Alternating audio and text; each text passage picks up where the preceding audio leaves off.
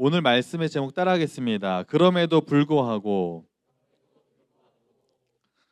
저는 역사를 굉장히 좋아해서 역사에 관련된 사극이나 또 드라마 이런 것들을 또 즐겨 보는 편입니다. 최근에는 벌거벗은 한국사를 좀 다시 보기를 통해서 이렇게 많이 보게 되는데 보면서 참 재밌는 것 같아요. 우리나라 조선의 역사, 또 삼국시대, 고려시대, 또 과거의 왕들은 또 어떻게 나라를 다스렸는지 참 재밌는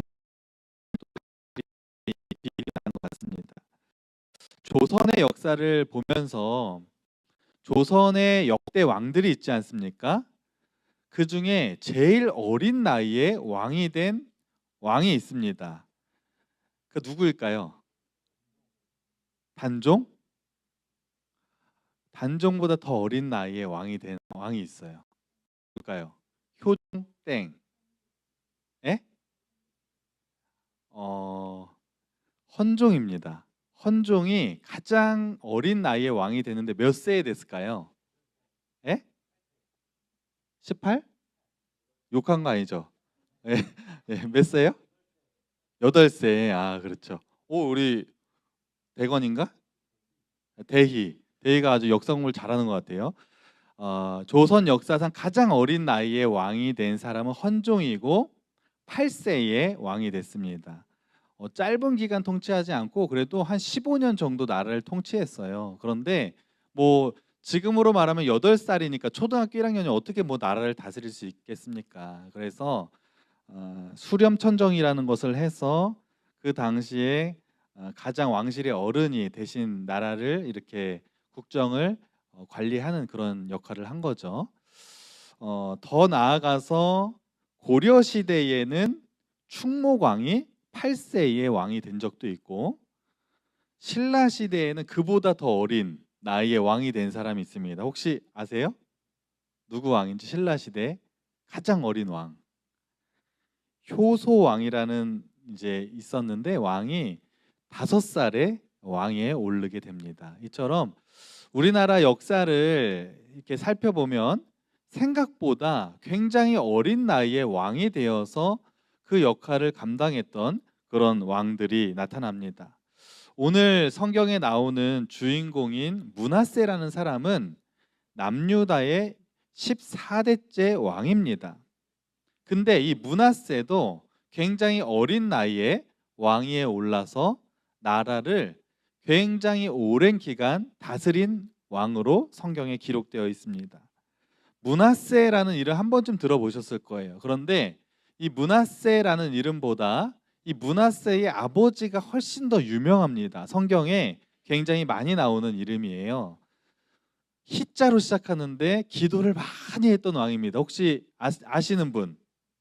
기도의 왕 누구죠? 그렇죠. 히스기야 왕. 자기 죽을 병에 걸렸는데 하나님 앞에 기도했더니 생명을 15년이나 연장해 주신 기도응답의 역사도 가지고 있는, 그리고 늘 어려움이 있을 때마다 하나님 앞에 기도했던 왕 히스기야 왕의 아들이 바로 므낫세라는 사람이었습니다. 그런데 이 히스기야가 나라를 남유다를 다스리고 있을 때 그 당시에 최고 세계에서 가장 강한 나라는 어디였냐면 바로 아수르라는 나라였어요. 아수르라는 나라가 굉장히 강대국이어서 주변 나라들을 다 침략해서 이제 식민지 정책을 하고 있던 그런 시기였습니다. 그러니까 대부분의 나라들은 다 아수르에게 잘 보이려고 했을까요? 대적했을까요? 싸움이 안 되니까 대적하기보다는 이제 수그리고 들어가서 그 아수르에게 조공을 바치고 아수르한 나라를 섬기는 일들이 많이 있었습니다. 남유다라는 나라는 아수르에서 멀지 않은 곳에 있었기 때문에 아수르는 워낙 강대국이어서 잘 보여야 되거든요. 그럼 조공도 좀 바치고 그 나라를 잘 섬겨야지 아수르가 공격하지 않거든요. 그런데 남유다의 왕은 히스기야라는 왕이었고 히스기야는 이 나라를 하나님의 말씀대로 통치하는 왕이었어요. 그러니까 저 이방 나라 우상을 섬기는 아수르를 섬기지 않고 조공을 바치지 않고 하나님의 뜻대로 나라를 다스려 갑니다. 그런데 문제가 있었어요. 아수르가 그런 히스기야와 남유다를 좋아했을까요? 싫어했을까요? 싫어했어요. 싫어할 뿐만 아니라 괘씸하게 생각했어요. 아니 저 작은 나라, 저 힘도 없는 저 조그만 것들이 어디 이 대국한테 조공도 안 바치고 마음대로 해? 경고를 몇 번 보냅니다. 그런데 말을 듣지 않았어요. 그래서 므낫세가 8살 되던 해에 이 아수르가 대군을 이끌고 남유다를 침공합니다. 그래서 수도인 예루살렘을 완전히 포위해 버려요. 그때 유명한 히스기야가 하나님 앞에 기도하는 사건이 일어나죠. 그런데 그 아수르의 군사들이 남유다를 침공해서 그들을 포위하고 있는 그런 장면들을 보면서 8살밖에 되지 않았던 므낫세가 그때 그 충격을 잊지를 못합니다. 아니 저 나라는 왜 우리나라를 쳐들어와서 우리 아빠를 힘들게 하고 우리나라 백성들이 이렇게 힘들게 할까? 어린 시절에는 그게 잘 이해가 안 갔는데 점점 자라면서 아 우리나라가 힘이 없어서 그렇구나 그러면서 그때의 그 충격을 마음속에 상처와 함께 기억하고 있었습니다. 물론 하나님의 은혜로 히스기야의 기도에 응답하셔서 그 전쟁은 잘 끝나게 되지만 어린 므낫세는 그것을 계속 기억하고 있었어요. 그리고 전쟁이 끝난 다음에 아수르는 물러나긴 했지만 남유다의 국정에 간섭을 하기 시작합니다. 제가 므낫세가 몇 살에 왕이 되었다 그랬어요? 어, 제가 몇 살에 왕이 됐단 말은 안 했어요. 제가 8살에 왕이 된 거는 조선 시대의 왕 헌종이라고 얘기했죠. 므낫세는 8살의 그 충격적인 장면을 보고 4년이 흐른 후에 12살에 왕이 됩니다. 그런데 12살에 왕이 되긴 하는데 히스기야도 왕이고 므낫세도 왕이었어요. 이게 말이 됩니까? 히스기야가 여전히 아빠가 지금 살아 있는데 므낫세가 왕이 됐어요. 이거 누가 한 짓일까요? 누가 한 짓일까요? 아수르가 그런 거예요.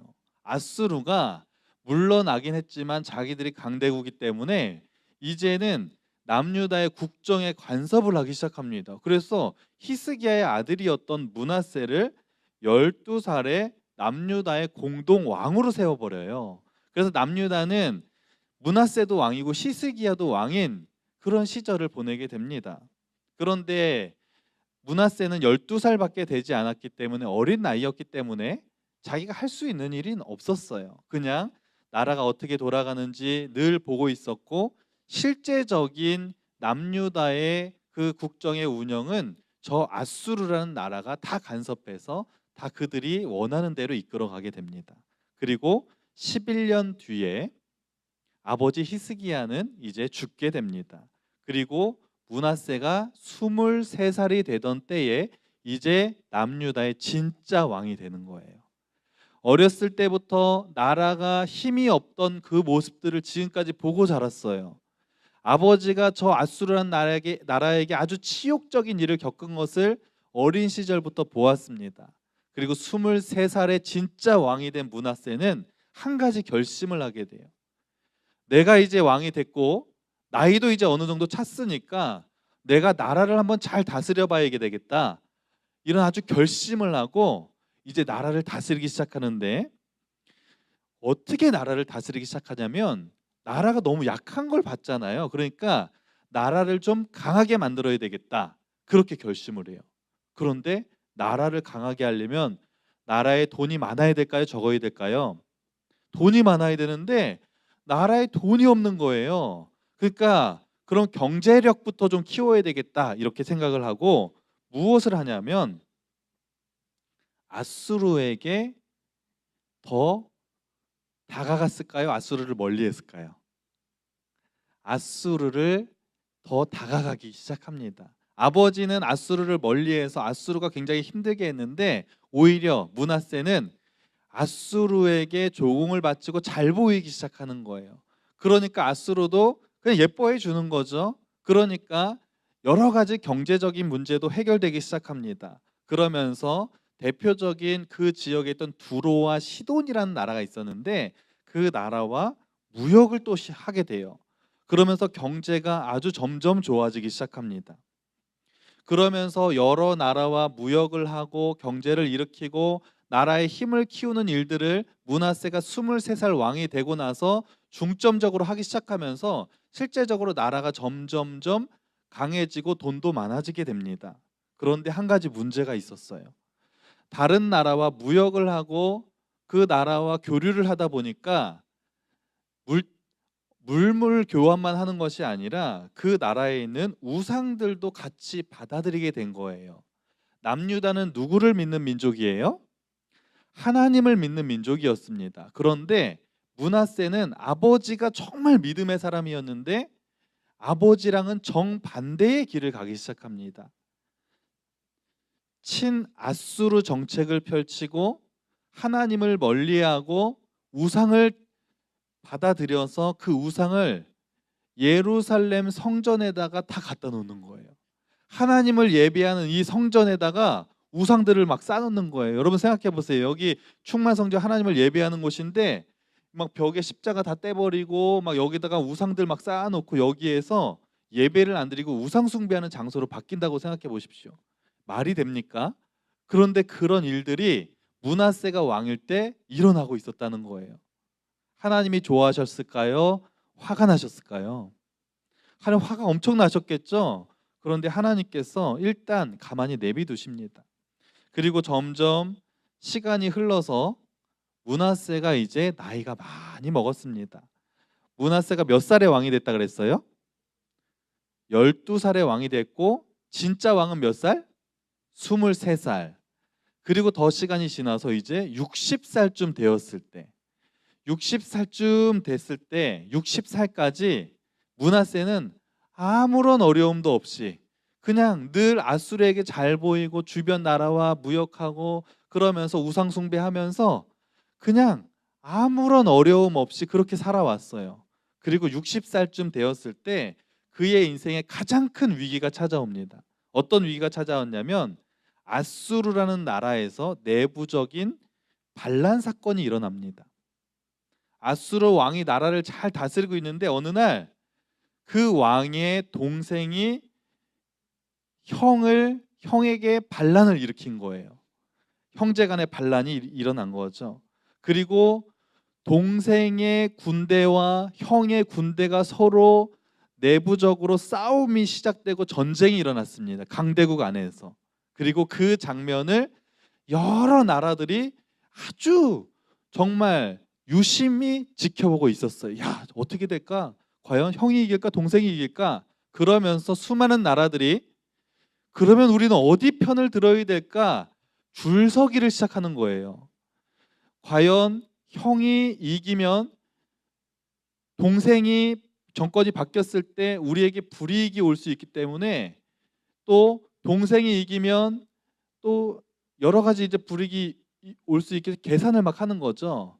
그때 두로와 시돈이라는 나라가 그 당시에 굉장히 영향력이 강한 나라였는데 가만히 보니까 동생의 그 반란군이 좀 더 세 보이는 거예요. 저기가 이기면 우리가 저기 동생 팀에 잘 보여야 되겠다 이렇게 생각을 하고 두로와 시돈이라는 나라는 동생의 반란군을 지지하고 그 전쟁을 도와줍니다. 그런데 이때 므낫세와 남유다는 어떻게 했을까요? 형에게 편을 들었을 것 같다는 사람 한번 손 들어보세요. 손 내리고 동생 편을 들었을 것 같다. 네. 아무 편도 들지 않습니다. 혹시 잘못했다가 괜히 어설프게 어느 편을 들었다가 우리에게 큰 불이익이 올 것 같아서 아무런 편도 들지 않고 중립적인 입장을 지키고 있었어요. 그런데 이 내부 내전이 4년 동안을 이어졌는데 누가 이겼을까요?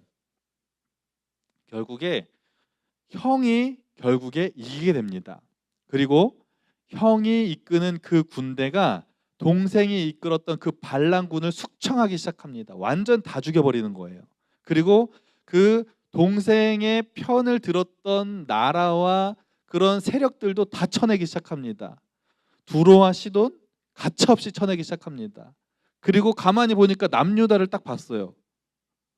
보니까 얘네가 어떻게 했지라고 봤는데 뭐 전쟁에 참여하고 그러진 않았는데 남유다를 가만히 보니까 두로와 시돈하고 친하게 지냈던 거죠. 그래서 그래? 너네도 안 되겠어. 그러면서 화가 단단히 나서 남유다의 왕이었던 므낫세를 포로로 끌고 가 버립니다. 그리고 바벨론까지 1500km가 되는 그 엄청난 거리를 끌고 가서 정치범 수용소에 가둬버렸어요. 므낫세가 억울할까요? 안 억울할까요? 억울한 거예요. 자기는 지금 50년 평생을 아수르에 충성을 다했는데, 아니 나는 아무 잘못도 하지 않았는데 내가 그냥 포로로 끌려가서 억울하게 누명을 쓰고 내가 한 나라의 왕인데 감옥에 갇혀버리는 사건이 일어나게 된 것입니다. 아무런 빛도 들어오지 않은 깜깜한 정치범 수용소에 갇힌 므낫세의 심정이 어땠을까요? 너무너무 우라통이 터지고 화가 나고 왜 이렇게 됐을지 계속해서 생각했겠죠. 그런데 여러분이 만약에 므낫세였다면 억울해서 막 소리 지르고 난리쳤겠죠. 그런데 므낫세가 그 감옥에서 굉장히 의외의 행동을 하나 합니다. 오늘 역대하 우리가 읽은 말씀 33장 12절 13절 말씀을 다시 한번 읽어보겠습니다. 화면 띄워주시고요. 시작. 그가 환난을 당하여 그의 하나님 여호와께 간구하고 그의 조상들의 하나님 앞에 크게 겸손하여 기도하였으므로. 크게 겸손해서 뭐 했다고요? 기도했대요. 므낫세는 하나님을 믿었어요? 우상 숭배를 하는 사람이었어요? 우상 숭배하는 사람이었어요. 므낫세는 왕이 된 이후에, 아버지가 돌아가신 이후에 하나님을 예배한 적이 단 한 번도 없습니다. 그는 성전에다가 우상을 세워놓고 우상 숭배만 했던 사람이고 백성들에게 우상 숭배를 강요했던 왕이고 남유다 역사상 가장 많은 우상 숭배를 했던 악한 왕이었어요. 그런데 정치범 수용소에 갇혀서 그가 했던 행동이 하나님 앞에 기도를 했다, 이렇게 말씀에 나와 있어요. 이게 무슨 일일까요? 아니 므낫세는 평생 하나님께 기도 한 번 하지 않았던 그 므낫세가 어떻게 그 멀리 1500km가 떨어진 이방 나라에서 하나님 앞에 기도를 할 수 있었을까요? 성경을 잘 읽어보고 묵상을 해보면 이런 결론을 낼 수 있었습니다. 므낫세가 감옥에 갇혀서 무슨 생각을 했을까요? 너무너무나 억울했지만 옛날 일들을 다 돌아보다가 아버지가 생각난 거예요. 아, 우리 아버지 그 옛날에 어려움이 있을 때마다 하나님 앞에 그 기도했던 장면들이, 하나님 앞에 막 울부짖어 기도했던 그 장면들이 어린 시절 므낫세였지만 그게 기억이 난 거예요. 그러면서 그의 마음속에 한 가지 생각이 떠오르는데, 야, 아버지가 기도했던 것처럼 나도 하나님을 한번 붙잡아 볼까? 이런 마음이 므낫세의 마음속에 문득 떠오른 겁니다. 그러면서 므낫세의 마음속에 죄책감이 들어오는 거예요. 야, 내가 평생을 하나님 앞에 이렇게 멀리하고 내가 우상 숭배 이렇게 많이 했는데 내가 하나님 앞에 기도를 내가 이렇게 해도 되는 걸까? 염치도 없지. 그런 수많은 갈등과 고민들이 있었을 거예요. 그럼에도 불구하고 므낫세가 하나님 앞에 기도를 했더니 하나님이 그 기도를 들어주셨을까요? 안 들어주셨을까요? 하나님이 괘씸하게 생각할 것 같아요. 야, 너는 50년 동안이나 나한테 기도 한 번 안 하다가 너 그렇게 힘들고 어려워졌다고 감옥에 갇혔다고 이제서 나한테 기도를 해?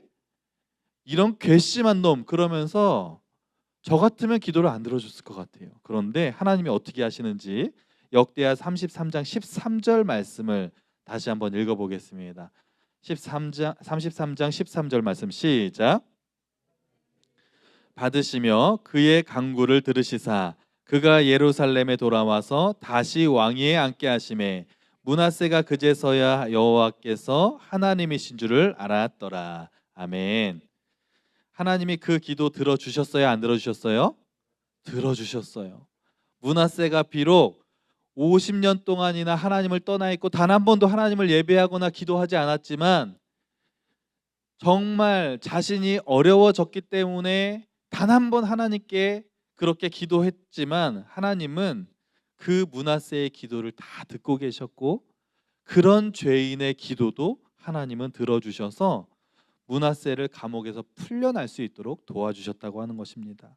여러분, 우리가 믿는 하나님이 이런 하나님이라는 거예요. 우리가 때로는 하나님 앞에 온전한 모습으로 살지 못할 때가 얼마나 많이 있습니까? 여러분이 오늘도 겉으로 보기에는 하나님 앞에 나와 이렇게 거룩하게 예배를 드리고 있지만 여러분의 한 주간의 삶의 모습을 돌아볼 때 하나님 앞에 지어서는 안 될 죄를 지은 모습들 누구보다 여러분이 잘 알고 있죠. 지금까지 살아오면서 야, 내가 이런 하나님 앞에 내가 이런 건 정말 하지 말았어야 되라고 하는 후회되는 모습들도 있죠.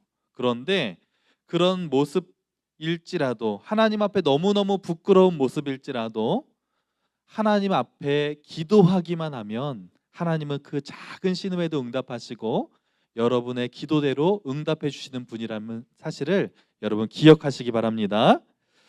여러분, 우리가 하나님 앞에 나아가지 못하게 하고 하나님 앞에 기도하지 못하게 하는 가장 큰 장애물 중에 하나가 뭐냐면 이 죄책감이라는 거예요. 나는 아무리 생각해도 용서받질 못할 죄를 지었기 때문에 내가 이런 죄를 짓고 하나님 앞에 기도하면 하나님 분명히 내 기도를 들어주시지 않을 거야. 어떻게 나 같은 사람이 하나님 앞에 기도를 할 수 있지? 내가 한 주간 동안 이런 욕도 하고 내가 막 이런 일들을 했는데 내가 어떻게 하나님 앞에 감히 기도란 걸 할 수 있지? 그래서 아예 기도 자체가 나오지 않는 분들도 있을 거예요. 제가 강원도 철원에서 지금으로부터 한 8년 전에 군인 목회를 한 적이 있습니다. 군인들만 대상으로 하는 군인교회였어요. 거기에 가서 이제 목회를 하고 말씀을 전하고 하는데 군인들 중에서 이제 임원을 뽑아서 같이 교육을 하고 큐티를 하고 성경 공부를 하는데 그때 어떤 한 군인 청년이 저에게 상담을 요청해 왔어요. 목사님, 제가 너무 힘듭니다. 그러는 거예요. 왜 이렇게 힘드니? 그랬더니 목사님, 저는 저 같은 죄인이 어떻게 하나님 앞에 기도를 할 수 있죠? 저는 하나님 앞에 기도를 못 하겠어요. 그러는 거예요. 겉으로 보기엔 너무 신앙이 좋아 보이는 청년이고 교회를 한 번도 빠지지 않는 청년인데 하나님 앞에 기도를 못 하겠다는 거예요. 왜 그러니? 그랬더니 저는 죄책감이 너무 큽니다. 그러는 거예요. 아니, 무슨 죄책감이 있길래 하나님 앞에 기도를 못 할 정도의 그렇게 큰 죄를 지었어? 그랬더니 이 청년이 하나님 앞에 지었던 죄의 이야기를 꺼냅니다. 자기가 고등학교 때 너무 친했던 친구가 있었대요. 그런데 그 친구랑 같이 술을 먹었대요. 술을 먹다 보니까 술을 먹으면 어떻게 돼요? 나사가 풀리고 정신이 이상해서 해서는 안 될 행동도 막 하고 언행도 막 하고 그렇게 되죠. 그런데 이 친구가 술을 먹고 술을 너무 많이 먹었나 봐요. 그러다가 아무것도 아닌 일 가지고 그 친한 친구와 싸움이 벌어졌습니다. 처음엔 말싸움만 하다가 너 왜 그래? 그러면서 몸싸움을 하게 되었고 결국에 그 친구랑 싸우다가 그 친구를 때려서 그 친구가 넘어졌는데 잘못 넘어지면서 그 친구의 다리가 부러지게 됐습니다. 그런데 어떻게 된 영문인지는 모르겠지만 그 다리가 심각하게 다쳐서 한쪽 다리를 절단하게 됐어요. 여러분 친한 친구가 여러분의 실수로 인해서 다리를 절단하게 됐다 그러면 여러분 제대로 살 수 있겠어요? 그 친구 얼굴 제대로 볼 수 있겠어요? 충분히 이 청년이 왜 그렇게 큰 죄책감을 가지고 살아가는지 너무 이해가 갔어요. 그러면서 그러는 거예요. 목사님, 저는요 이제 평생 이 친구에게 빚을 졌습니다. 저는 그때 이후로 이 친구에게 무릎을 꿇고 싹싹 빌고 매 달마다 제가 벌어오는 수입의 얼마를 그 친구에게 한 달마다 매일 갖다 줍니다. 그걸로도 이게 해소가 안 돼요. 목사님, 저는 너무 힘듭니다. 기도도 안 나와요. 그러는 거예요.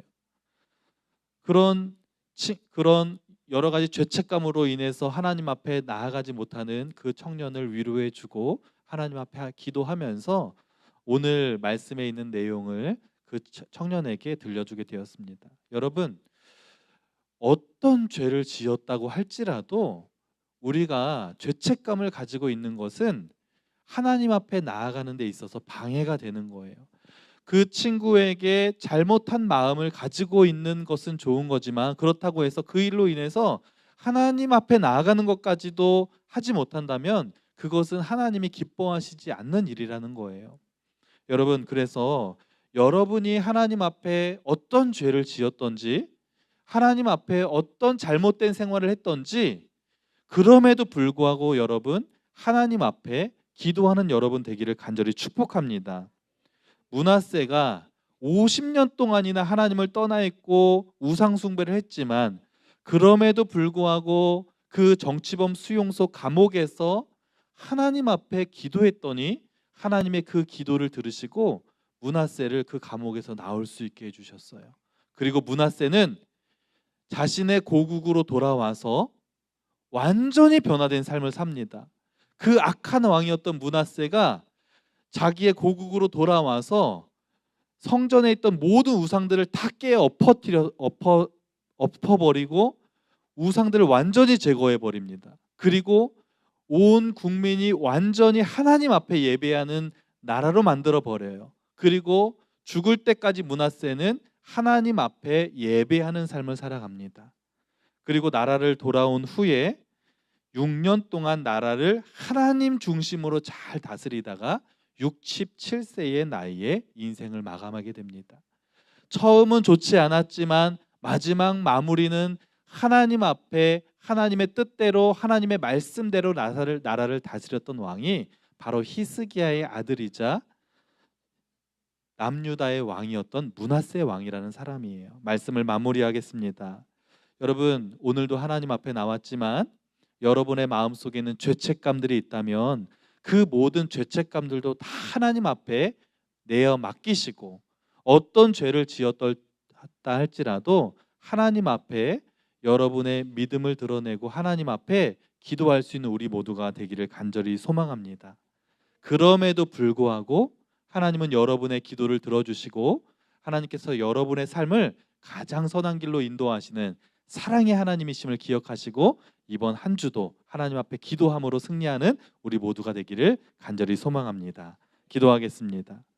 하나님, 므낫세 왕은 악한 왕이었지만 그럼에도 불구하고 므낫세가 하나님을 찾고 기도했을 때 그 기도에 응답하셨던 것처럼 우리 모두도 하나님 앞에 어떤 죄를 지었다고 할지라도 그것을 회개하며 하나님께 기도할 수 있는 그런 마음을 허락하여 주시고 하나님의 뜻대로 순종하며 살아가는 우리 모두가 될 수 있도록 인도하여 주시옵소서. 이 모든 말씀 예수님의 이름으로 기도합니다. 아멘.